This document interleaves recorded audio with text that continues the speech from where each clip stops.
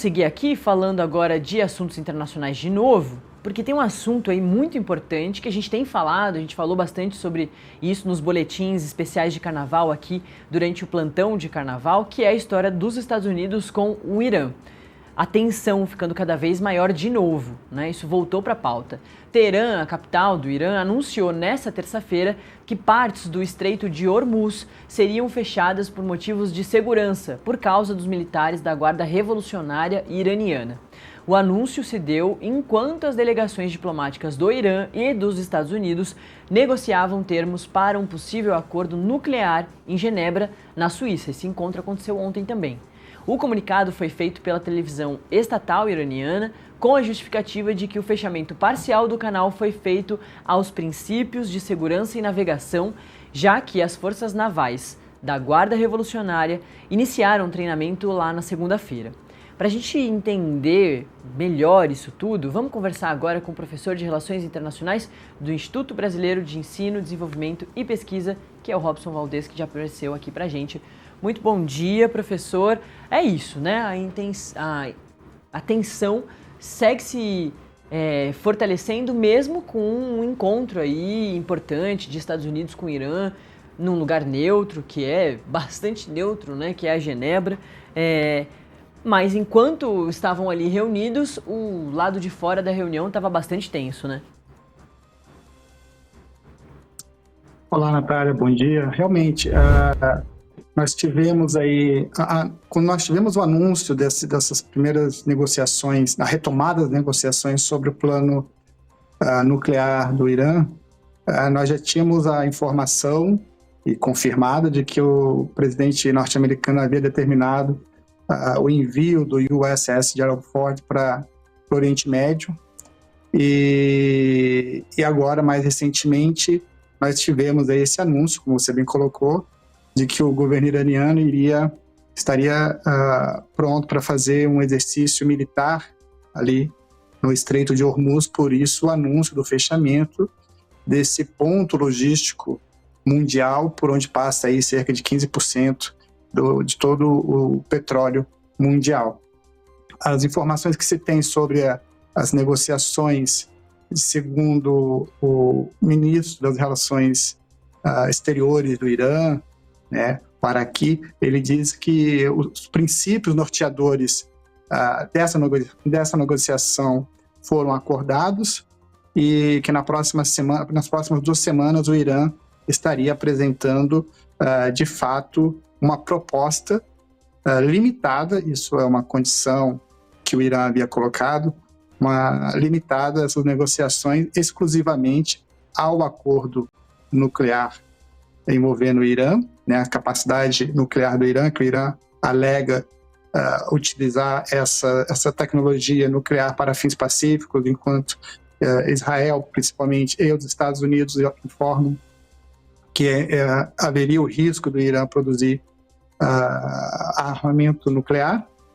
E os Estados Unidos vem tentando também incluir nessas negociações a capacidade balística do Irã.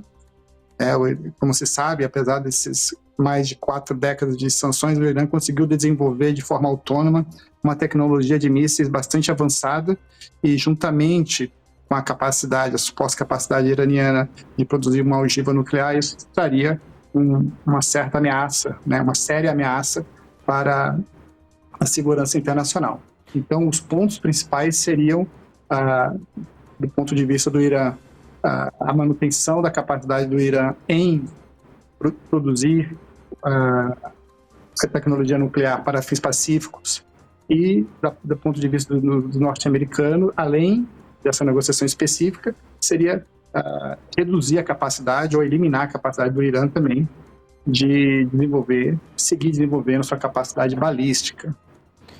Professor, qual é o tamanho do perigo que o mundo enfrenta com essa relação conturbada do Irã e dos Estados Unidos não é nem um pano de fundo, né, com um foco na questão aí nuclear? A gente precisa realmente ficar preocupado com essa relação tensa? Bom, do ponto de vista histórico, a gente consegue acompanhar que Israel e Estados Unidos, praticamente desde meados dos anos 90, anunciam que o Irã está na iminência de produzir um artefato nuclear. E ainda não há provas de que o Irã tenha conseguido atingir, de fato, essa capacidade de produzir um artefato nuclear. E isso acaba gerando uma série de repercussões sobre a segurança, principalmente no Oriente Médio, uma região, historicamente, nessas últimas 5 décadas, principalmente, uma região muito sensível por conta da presença militar muito forte dos Estados Unidos e também de toda uma questão que envolve Israel com os seus vizinhos regionais e uma disputa pela liderança na região, envolvendo principalmente Arábia Saudita e Irã, né, e todas as suas, o que a gente costuma chamar de proxies, né, todos os grupos que lutam, né, ou que atuam na região, né, sob a defesa desses atores, Israel, os próprios Estados Unidos e também Irã, Arábia Saudita e também a Turquia. Então, o grande risco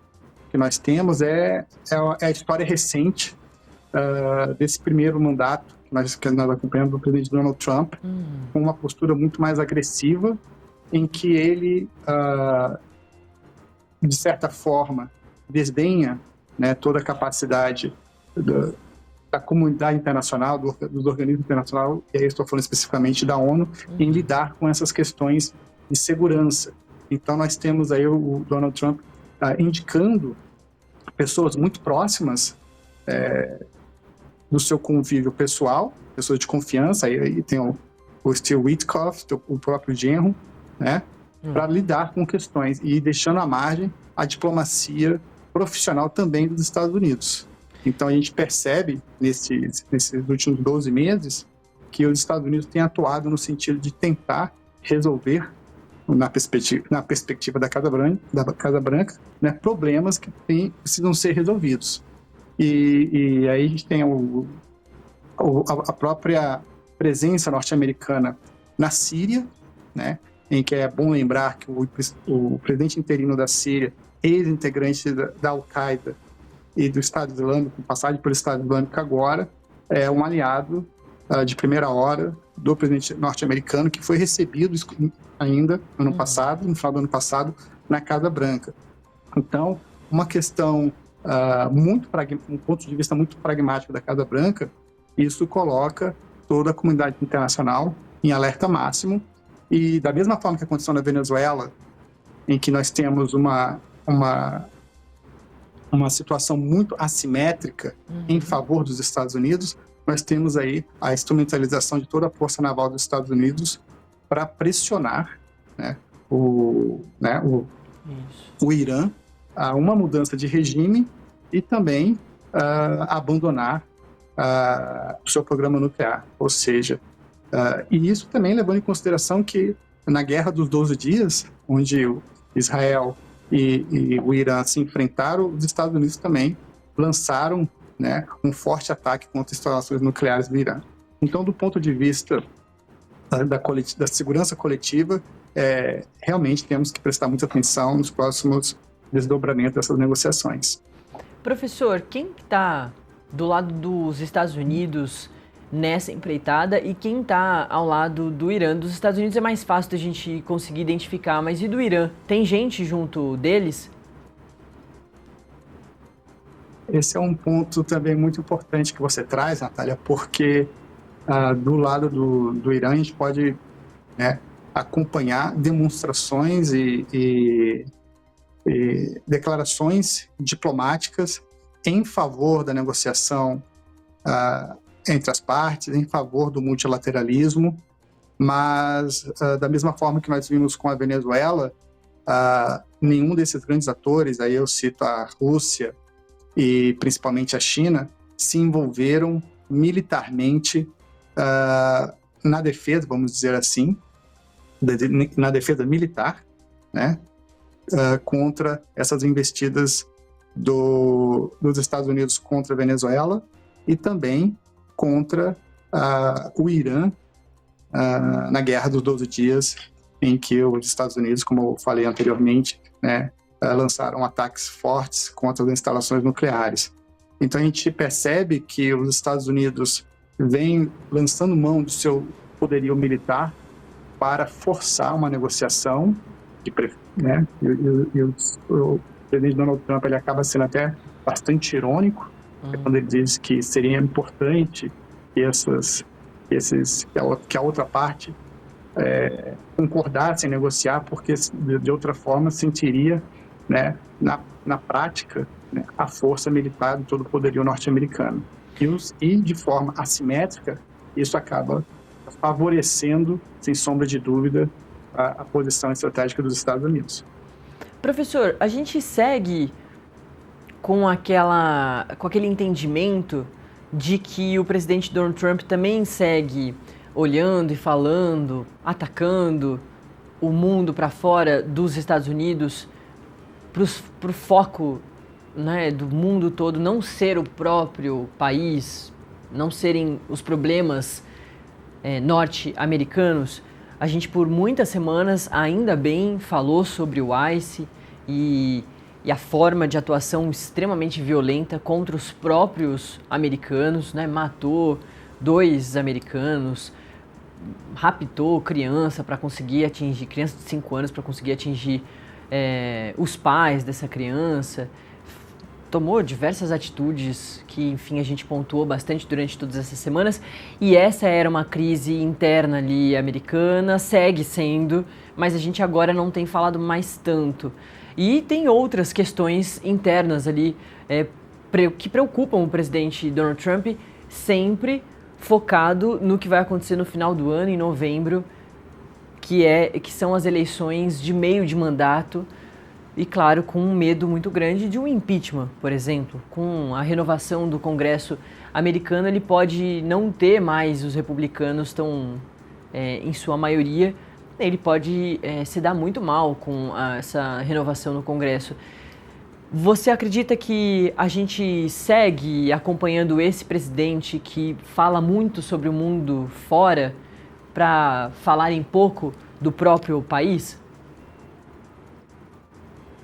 Olha, essa é uma estratégia muito comum entre chefes de Estado quando buscam desviar a atenção de problemas internos, domésticos, complexos, né, para outros temas fora do seu território nacional.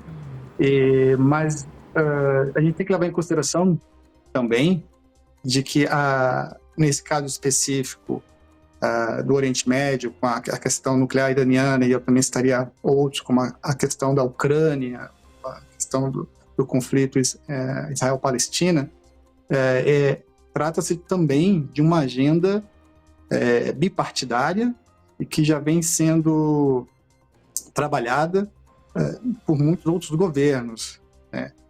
O que a gente percebe, de fato, nesse governo Trump, é que a questão doméstica, a questão internacional, ela tem sido instrumentalizada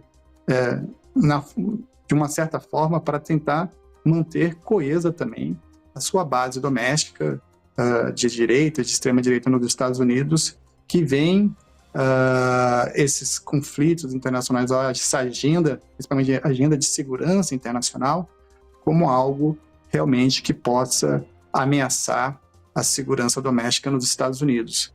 Então, há uma certa, como é que eu posso dizer, uma certa coerência em lidar com essa agenda internacional, porque a partir do momento que você dispara esse processo de negociação em várias áreas, e outra área importante que está acontecendo é a questão das negociações Ucrânia,